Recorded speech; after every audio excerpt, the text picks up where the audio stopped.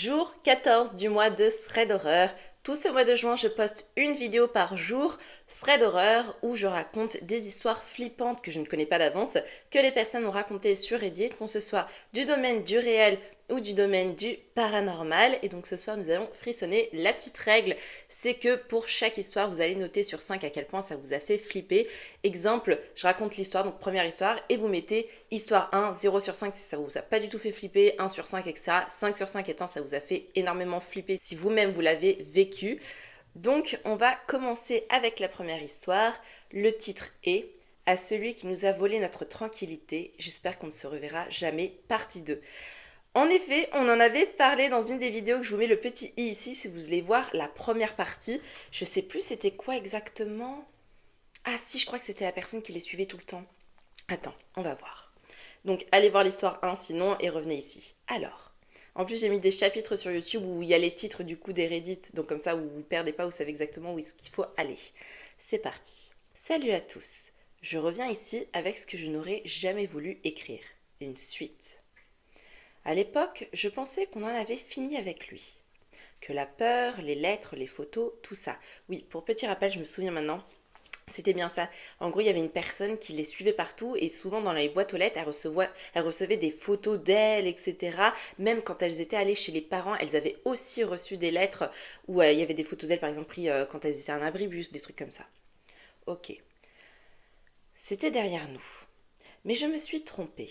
Et aujourd'hui, je suis presque certain que c'est le même homme. Ça a recommencé il y a quelques jours. Tout d'abord, ma copine a été contactée par les nouveaux locataires de son ancien appartement. Ils l'ont appelée parce qu'ils recevaient, dans leur boîte aux lettres, des enveloppes à son nom, des lettres. À l'intérieur, rien de nouveau dans le style. Mais c'est justement ça qui fait froid dans le dos. Chaque message disait simplement encore et encore Viens me voir, viens me voir, viens me voir. Aucune autre info, pas de signature, pas de coordonnées. Juste ce message répété, plusieurs lettres toutes récentes. Ce taré pense probablement qu'elle habite encore là-bas. Il ne sait pas qu'on a déménagé, ou alors il le sait, mais il joue à faire croire qu'il ne le sait pas. Dans tous les cas, il ne l'a pas oublié. Je crois que ça avait duré 6 mois en plus ça. Et hier, c'est allé plus loin. Son ancienne patronne l'a appelée.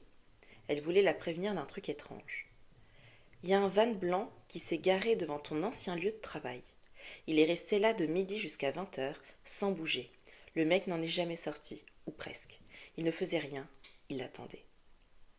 Hein, quand même, de midi à 20h, c'est énorme, hein, surtout que le mec était dans la voiture, quoi. Il restait tout le long. 8h, devant un endroit où elle ne travaillait plus depuis des mois.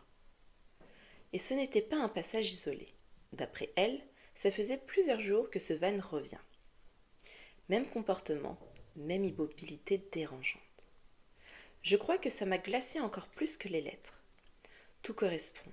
Le ton des messages, le silence, l'obsession, le fait qu'on ait su où elle habitait, où elle bossait, et maintenant, il revient comme si rien n'avait changé.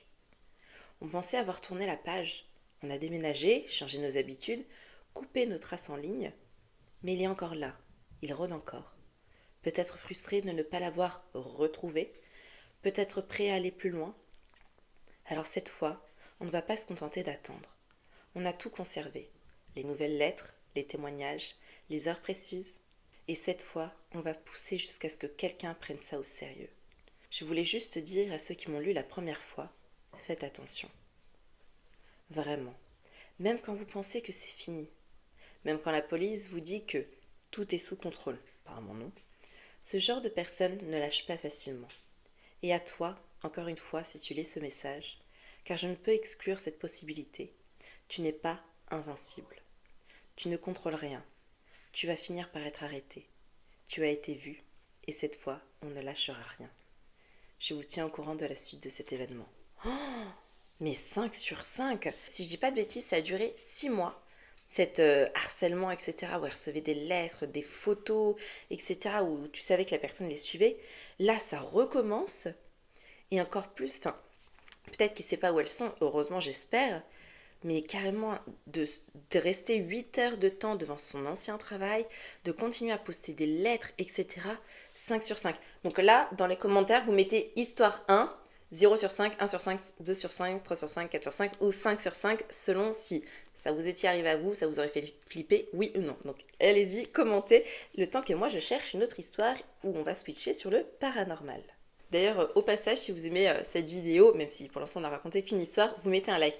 D'ailleurs, quand j'aurai fini le mois de thread horreur, je continuerai à poster des vidéos thread horreur où là je travaillerai sur le montage, etc. machin, parce que là une vidéo par jour c'est un peu compliqué niveau temps, au niveau du montage à consacrer, sachant que là je suis en train de repeindre ma maison, etc. Donc pendant que genre je fais vite fait le montage et après vite je peins, etc. machin, enfin bref, j'avance quoi sur ma maison que j'ai achetée.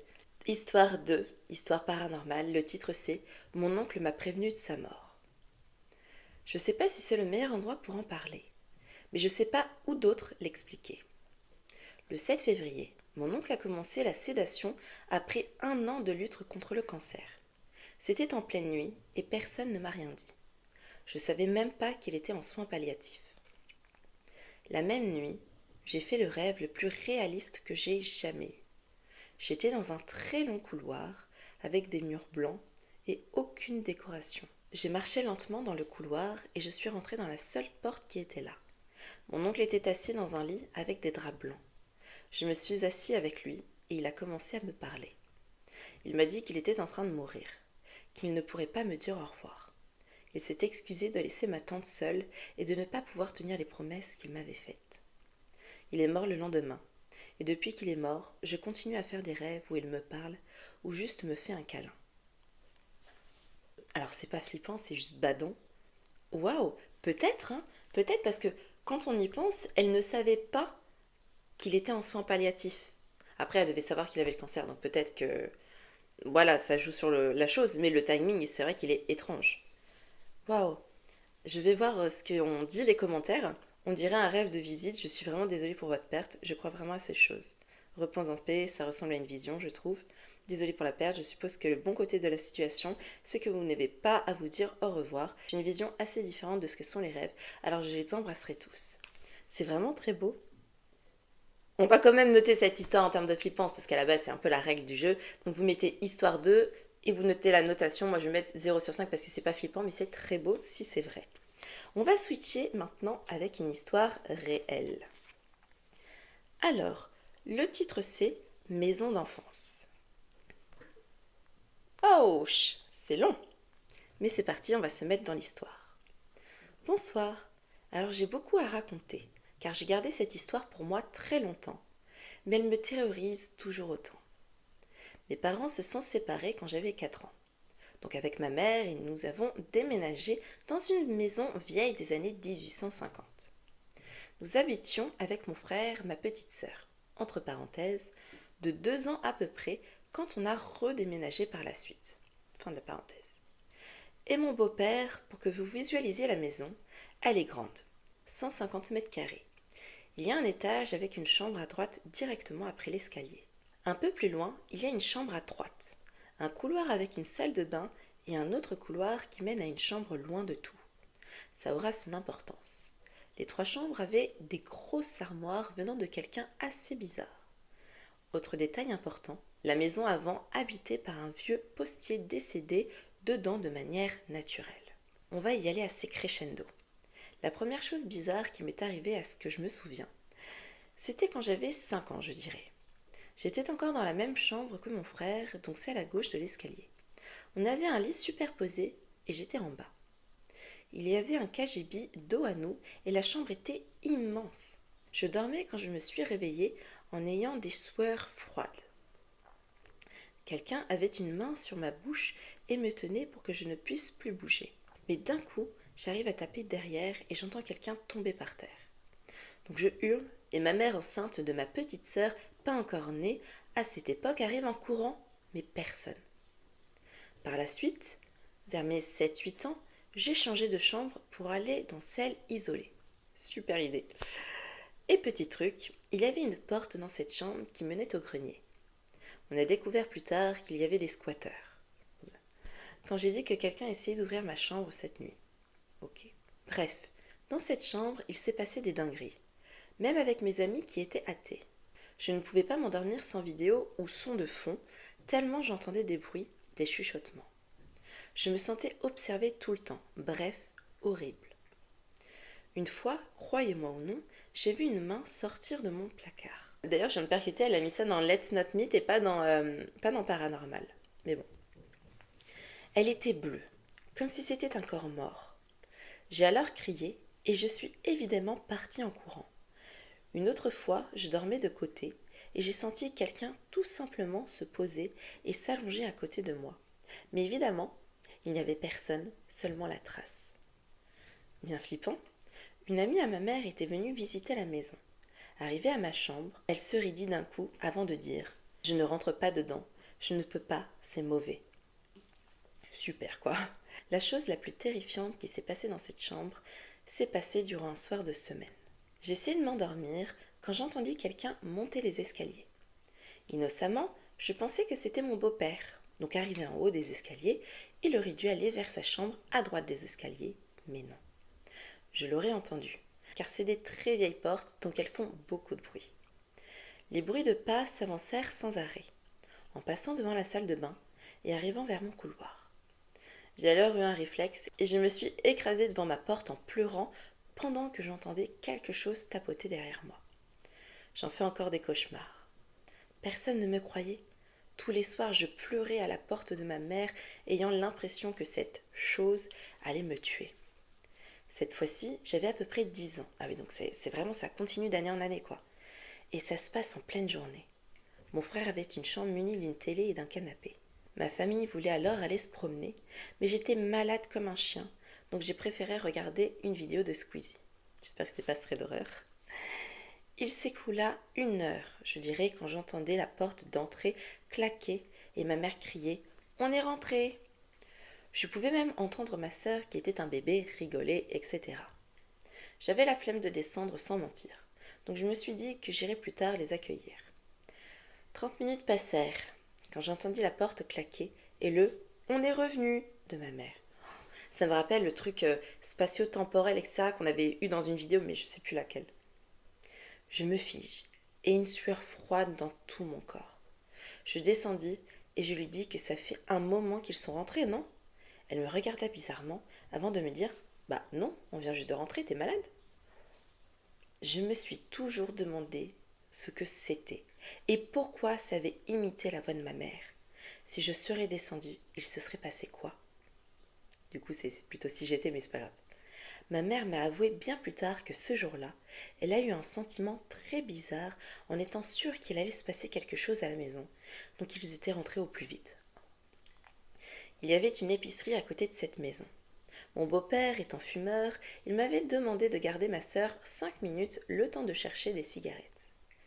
Je dis évidemment oui, en face du salon. Il y avait une porte condamnée. D'un coup, elle la fixa et marcha vers elle avant de pointer la porte du doigt et de dire « C'est qui ce monsieur ?» Oh là là, ça me fait vraiment penser à ma petite nièce, même si elle avait rien dit, elle faisait juste coucou. Bref, je peux vous dire que j'ai eu bien peur, mais mon beau-père est vite arrivé. Bref, il y avait tellement d'autres choses. Mon amie entendait chuchoter au fond de ma chambre quand je dormais. On appelle quand je descendais me chercher de l'eau, elle entendait des gens marcher dans ma chambre, etc. On a déménagé quand j'étais en fin de 6e, donc elle devait avoir à peu près 10-11 ans. Bah ça devait être la dernière année où elle a vécu des choses quand elle disait qu'elle avait 10 ans et qu'elle avait vécu tout ça. Et il y a 1 an, mon frère m'a avoué avoir fait des cauchemars à répétition quand on était là-bas avec un homme âgé, comme celui que ma petite sœur avait vu. Il entendait des choses et avait même entendu ma voix, alors que j'étais pas là. Mais il avait trop de fierté pour le dire. Cela m'a alors fait passer pour une folle alors que je n'inventais rien.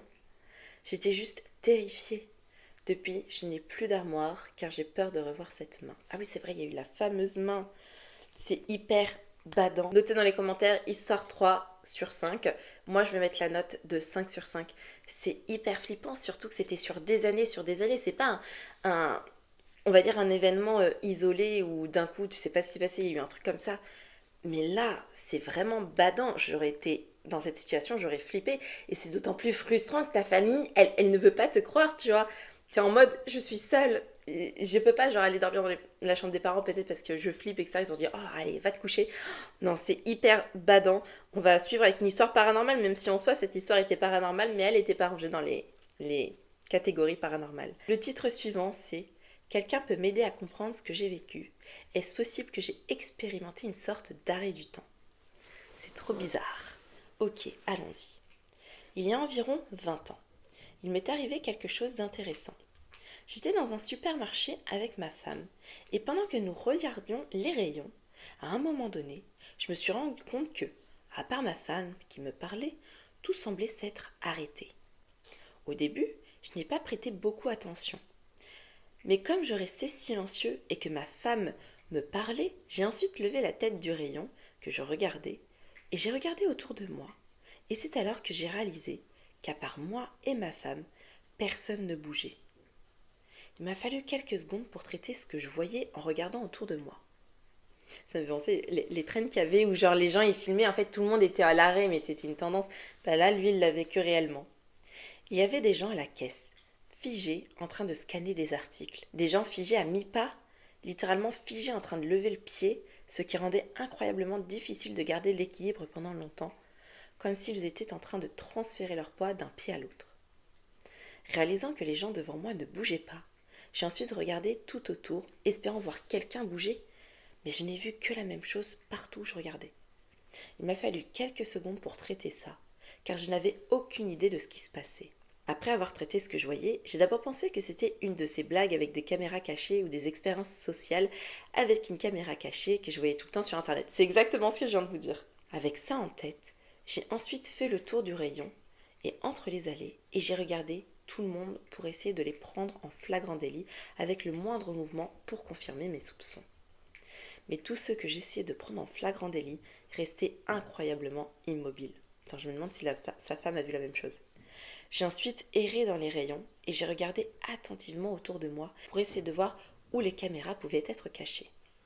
C'était un supermarché où j'étais allée de nombreuses fois auparavant et rien ne semblait déplacé. Il n'y avait pas de nouveaux rayons mystérieux et aucun changement par rapport à la veille et au jour précédent pour indiquer qu'une caméra pouvait être cachée. Pendant tout ce temps, à part moi et ma femme, qui me parlaient, il n'y avait aucun son et pas un seul mouvement. C'est difficile de décrire à quel point c'était calme, car nous sommes toujours entourés de sons de notre environnement.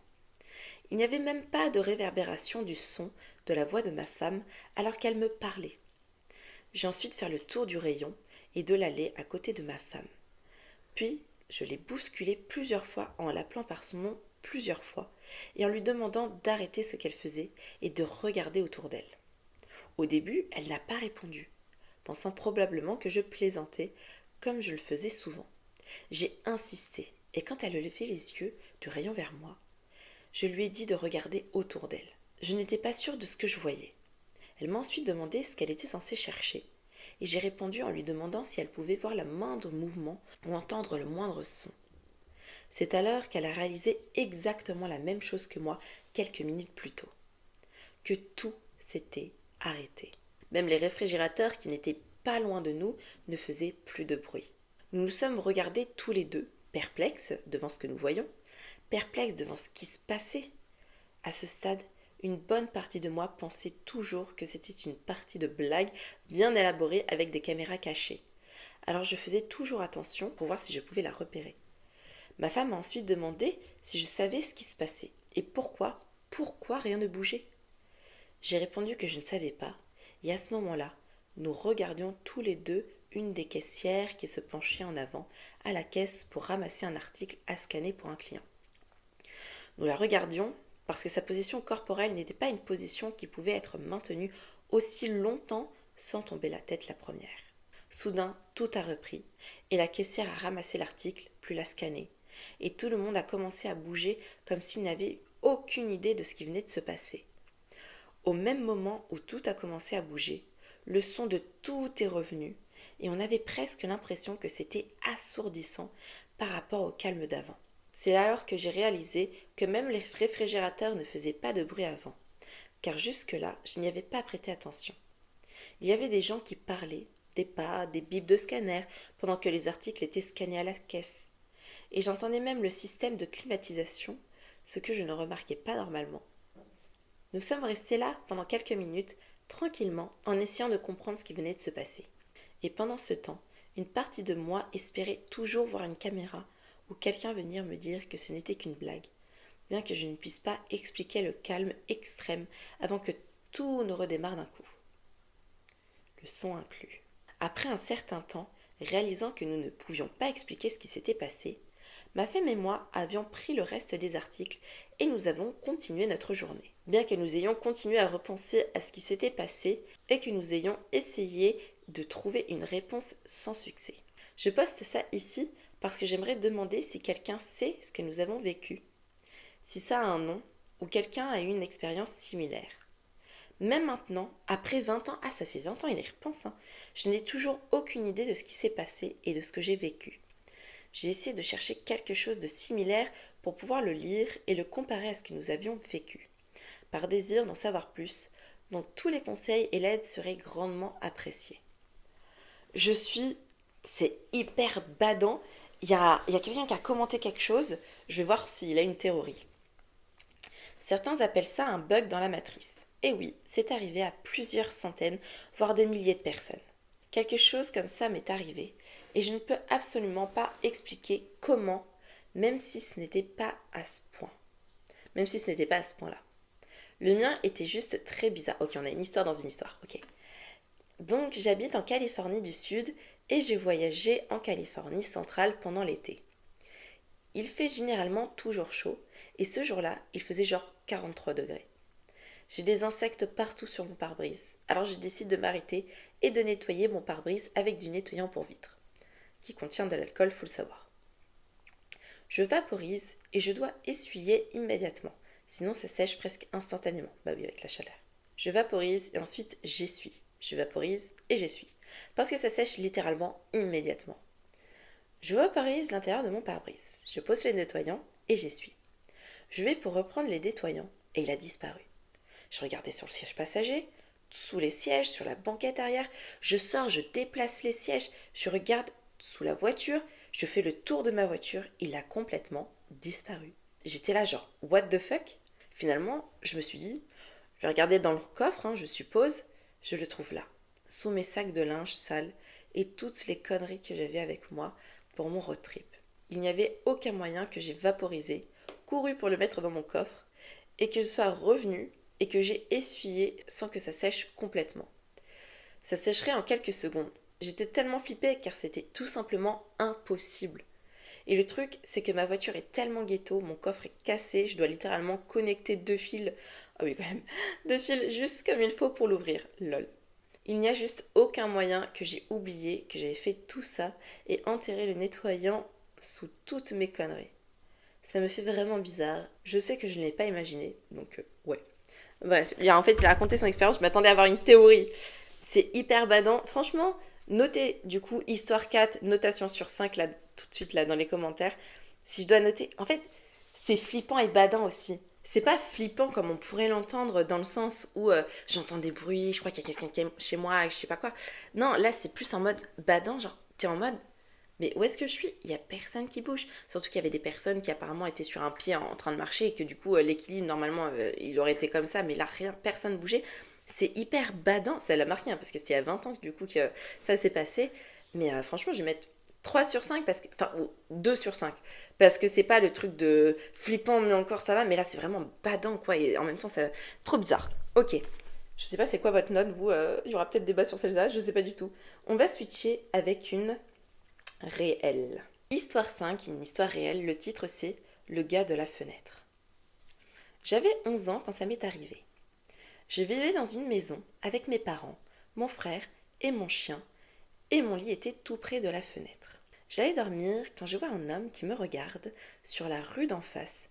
Rien d'alarmant. Je ferme les volets. Le lendemain, je suis avec des amis et j'ai un gage. Appeler sur l'ancien téléphone fixe de ma mère, et c'est ce que j'ai fait. J'en ai rien à faire puisque ma mère est au travail et mon père en déplacement. Sauf que quand j'appelle, ça répond. Moi et mes potes, on est tétanisés. On lui demande qui il est et il répond. Tu te souviens de l'homme de la fenêtre? Mon nom? Oh, Mon nom, c'est genre le nom de la personne qui écrit. Et ça raccroche. Quand ma mère entre, je lui raconte tout et installe une caméra de surveillance dans le jardin et dans ma chambre. Puis elle me dit de prendre des vêtements puisqu'elle va réserver une chambre d'hôtel. La nuit, je veux pas dormir. Je regarde donc les caméras de surveillance et je vois les gars en train de marquer. Ça. J'étais à deux doigts de me faire des frissons là. La nuit, je peux pas dormir, je regarde donc les caméras de surveillance et je vois le gars en train de mater ma fenêtre sur le jardin. Puis il sort du champ de vision et 3 minutes plus tard, il apparaît dans ma chambre avec une rage folle et il voit la caméra, il la casse. Oh putain! Dommage pour lui, j'avais pris sa photo et appelé la police et il fut arrêté 5 minutes plus tard. Le lendemain, la police nous dit qu'il était recherché par la police pour violence à main armée, viol, kidnapping et meurtre. Vous voyez à quoi j'ai échappé? 5 sur 5, notez, mais c'est obligé. Histoire 5 sur 5, c'est obligé. Mais c'est flippant. Mais par contre, la mère, mais heureusement, parce que des fois, les parents peuvent dire non, mais t'as peut-être flippé ou regardé peut-être. Enfin, tu sais, ou genre carrément, bah, tu continues à dormir dans la maison, tu vois. Mais non, mais. Mais attends, mais comment il a fait pour répondre au téléphone fixe? Il était à la maison. Non, attends, parce que c'était un ancien téléphone fixe, je sais pas. Mais heureusement que la mère, elle a dit on va dormir à l'hôtel. Heureusement qu'elle a installé des caméras de surveillance. Parce que si ça se trouve, la police n'aurait pas pu le retrouver, mais je pense que si j'ai bien compris, quand ils l'ont arrêté, il devait être encore dans la maison, parce qu'il a dit ils l'ont arrêté 5 minutes après. Oh waouh! Mais il l'aurait tué, mais c'est horrible.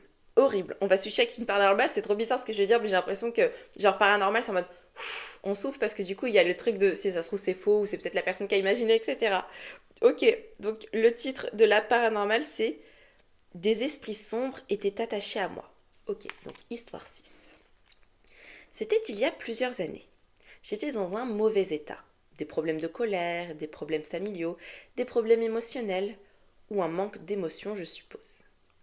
J'étais coach sportif dans une grande salle de sport commerciale bien connue. J'avais pris un nouveau client et elle était assez discrète et ne voulait jamais se tenir trop près de moi. Après quelques séances, j'ai demandé en plaisantant si elle était à l'écart parce que je me sentais mauvais. Sa réponse m'a choquée. Elle m'a dit qu'elle avait un don et qu'elle pouvait voir 3 ombres sombres qui me suivaient. Attends quoi? Après avoir discuté pendant un certain temps, j'ai accepté de la laisser faire sa magie et de s'en débarrasser. Je me suis réveillée le lendemain et honnêtement, je me sentais comme une nouvelle personne. J'avais l'impression qu'un poids énorme avait été enlevé de ma poitrine.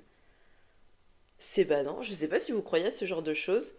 Moi, j'émets quand même des soupçons, mais avec son témoignage qui dit qu'il avait tout le temps des problèmes de colère, etc. Et qu'après ça, il se sente mais soulagé, peut-être, hein? Quelqu'un a dit, les curieux veulent savoir ce qu'elle a fait. Donc il a répondu. Salut, désolé, Reddit m'a dit que ce post était supprimé. On s'est assis ensemble, on s'est tenu la main et on est resté silencieux. Elle a dit qu'il ne voulait pas me posséder, qu'il voulait juste vider toute mon énergie et regarder de mauvaises choses m'arriver. Elle a dit quelque chose à la haute voix et a parlé de l'archange Michel. Dans ma tête, ça me fait penser à Supernatural parce que il y a littéralement 2 mois, je me suis refait la série, donc j'ai encore ça dans ma tête. M'a frappé avec de la sauge et c'était tout. Ok.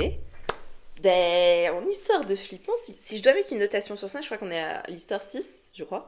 Notez histoire 6 dans les commentaires, mais ça se trouve, je me trompe complètement, elle doit être à la 5 ou la 7, je sais pas, mais je crois que c'est la 6. Franchement, c'est pas flippant comme j'ai dit, comme on pourrait l'appeler, mais à savoir ça, t'imagines, en fait, tout ce temps-là, tu sais, t'avais des problèmes de colère, tout le temps d'émotions, etc., machin, et que t'apprends, si on y croit, imaginons, t'apprends qu'en fait, c'est qu'il y avait 3 ombres qui te suivaient partout et qui te vidaient de ton énergie, etc. Et t'es en mode, ah putain, mais pendant que je dormais, pendant que je me lavais, pendant que je mangeais, etc., il y avait toujours ça avec moi. Je mettrais, si on y croit, je mettrais la tête 4 sur 5 en vrai. T'imagines, genre, il y a toujours un truc qui te suit, etc., machin, trop badant. On va switcher avec une histoire réelle qui sera notre dernière histoire d'aujourd'hui. Et le titre, C'était la dernière fois que je faisais de l'urbex. C'est marrant, en ce moment, je me suis mis à regarder des vidéos d'urbex, genre depuis 4 jours, je dirais. Ok.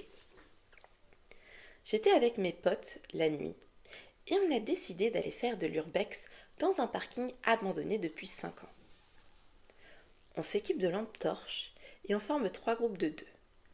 Il y a 5 étages, mais mon pote qu'on va appeler Mathéo nous dit que c'est à partir du 3e étage que ça devient intéressant. Je me retrouve donc au 5e étage avec mon pote qu'on va appeler Camille. On visite les lieux et après 5 minutes, on entend des pas derrière nous, mais quand on regarde, rien. Entre parenthèses, peut-être parce qu'il y avait de l'obscurité. Peut-être. Mais on commence à se chier dessus et on essaye de chercher la sortie et c'est là qu'on l'a vu. Un mec assis dans sa voiture qui nous regarde sans bouger. Je me dis peut-être que le mec devait être tétanisé en mode putain, il y a 5 gens, etc. Normalement, c'est abandonné. On sait jamais. Moi et mon pote, on se barre en courant, appeler nos potes pour qu'ils voient la même chose que nous. On est tous là en 30 secondes et on décide pour la première fois d'utiliser nos lampes torches et on le voit. Pas dans sa voiture, mais debout, couteau à la main, avec du sang séché et de l'autre main une corde et du ruban adhésif. Pareil, j'étais à 2 doigts de faire un frisson là. On est figé jusqu'à ce que Mathéo dise « Monsieur Tom ?» On reprend nos esprits et on trace vers les escaliers. Et pendant qu'on court, on entend des respirations. Le gars nous coursait. On arrive en bas, sain et sauf, et on trace dans l'appartement. Et on demande à Mathéo qui est ce gars. Il nous dit que c'était son ancien voisin et qu'il avait été en crise financière et qu'il a toujours été jaloux de la réussite de Mathéo. Mais il ne savait pas ce qu'il faisait dans ce parking. On ne saura jamais. En fait, alors déjà, histoire 7, je crois, notez-la maintenant sur 5. Moi, je mets la note de 5 sur 5. Attends, parce qu'en fait, ce qui est badant, c'est... Bon, déjà, c'est un lieu abandonné. Qu'est-ce que quelqu'un fout là? Sauf si lui aussi faisait de l'urbex, mais apparemment, c'était pas le cas. Donc, de 1, qu'est-ce qu'il foutait là? De 2, apparemment, il était jaloux et tout de Mathéo, etc. Donc, des fois, la jalousie peut faire des choses. Mais bon, faut pas exagérer non plus. De 3, il avait un couteau à la main. Tout ce qui est les piquements pour torturer, je ne sais pas quoi, quelqu'un, du ruban adhésif, etc. Mais en plus de ça, sur le couteau, il y avait apparemment du sang séché. Donc, what? Sauf si c'est par exemple le couteau de cuisine, donc il y a le sang séché de l'animal, etc. Puis du coup, bah, en général, les gens, quand ils veulent se défendre ou quand ils veulent attaquer, ils prennent un couteau qui a séché, donc un couteau de cuisine. Mais bon, quand même, 5 sur 5, je sais plus si j'ai déjà noté, mais je crois, 5 sur 5, c'est... Mais waouh! Attends, je vais voir ce que les gens ont dit. L'ancien voisin est jaloux de la réussite de Mathéo. Il fait quoi dans la vie, ton pote, pour faire baver ses voisins? Il faisait des études en école de commerce. C'est une histoire vraie ou tu as inventé? C'est une vraie. Bah franchement, notez là, je sais pas si vous l'avez déjà fait, mais notez. Mais je mettrais 5 sur 5. C'est... Ah, déjà, tu sais, en plus je me suis dit, j'aimerais bien faire de l'urbex des fois, pas tout seul, ça c'est sûr. En journée, ça c'est sûr. J'aimerais bien et tout, tu sais, pour la curiosité du lieu, tu sais, de l'énergie et tout. Mais je me chierais dessus. J'aurais trop peur. Moi, il faudrait même pas qu'on soit 2, il faudrait qu'on soit 3, 4 et tout. Mais bref. En tout cas, j'espère que vous avez aimé cette vidéo. Si c'est le cas, mettez un like s'il vous plaît parce que ça motive à continuer. Mettez un commentaire si vous avez apprécié la vidéo. Je rappelle que quand j'aurai fini le mois de juin... Oh, ça me fait peur. Quand j'aurai fini le mois de juin, je continuerai à faire des vidéos thread d'horreur où là, je travaillerai plus sur le montage parce que j'aurai plus le temps. Parce que c'est pas genre une vidéo par jour, ce sera pas une vidéo par jour. Et donc, commentez du coup les notations. J'espère que vous les avez fait au fil des histoires. Mais bref, en tout cas, moi je vous dis à demain vers 20h pour le jour 15. Donc on est rendu à la moitié. Le jour 15 du mois de thread d'horreur. Bisous et à demain.